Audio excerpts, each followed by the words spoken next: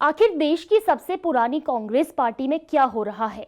एक तरफ देश में चुनावी माहौल है तो वहीं दूसरी तरफ कांग्रेस के ही मुख्य चेहरा रहने वाले नेता कांग्रेस से नाराज होकर आए दिन पार्टी को इस्तीफा दे रहे हैं और बीजेपी का दामन थामते ही अपनी पुरानी पार्टी कांग्रेस पर कई आरोप लगा रहे हैं। वैसे कांग्रेस से इस्तीफा देकर बीजेपी ज्वाइन करने वालों की लिस्ट काफी लंबी है, लेकिन हम आपको उन लोगों के बारे में बताएंगे जिन्होंने हाल ही में इस्तीफा दिया और पार्टी पर कई आरोप लगाए। और इन आरोपों में कुछ आरोप सभी के एक जैसे मिलते जुलते हैं। गौरव वल्लभ, राधिका खेड़ा, रोहन गुप्ता, आचार्य प्रमोद कृष्णम, ये ऐसे नेता हैं जो कांग्रेस में सबसे तेज तरार माने जाते थे, लेकिन अब इन्होंने अपनी पार्टी को गंभीर आरोपों के साथ छोड़ दिया है। साथ ही आज की रिपोर्ट में हम आगे बढ़े उससे पहले यदि आप हमारे चैनल पर नए हैं तो पहले हमारे चैनल खबर उत्तराखंड को सब्सक्राइब जरूर करें और अगर आप इस वीडियो को फेसबुक पेज पर देख रहे हैं तो फॉलो जरूर करें। नमस्कार, मेरा नाम है रेणु प्रीति।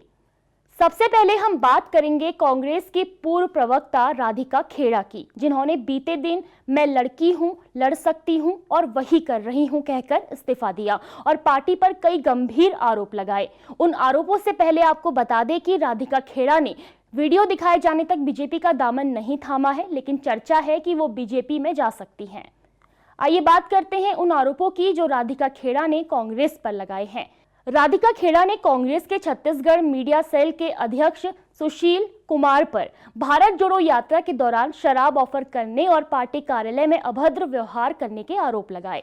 इसकी शिकायत राधिका ने कई बार कांग्रेस के बड़े नेताओं से की, लेकिन उनकी शिकायत को दरकिनार कर दिया गया।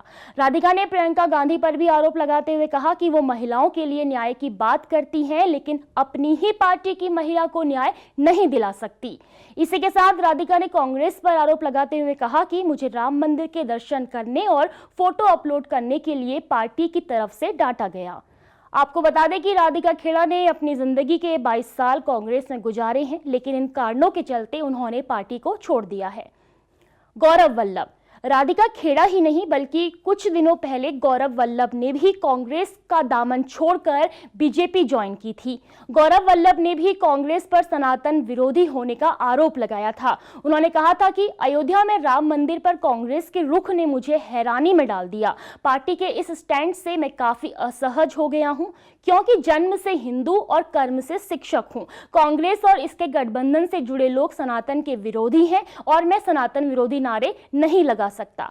आपको बता दें कि गौरव वल्लभ कांग्रेस के मुख्य प्रवक्ता के रूप में कई टीवी चैनल्स में कांग्रेस पार्टी का गुणगान कर चुके हैं, लेकिन अब बीजेपी में शामिल हो गए हैं।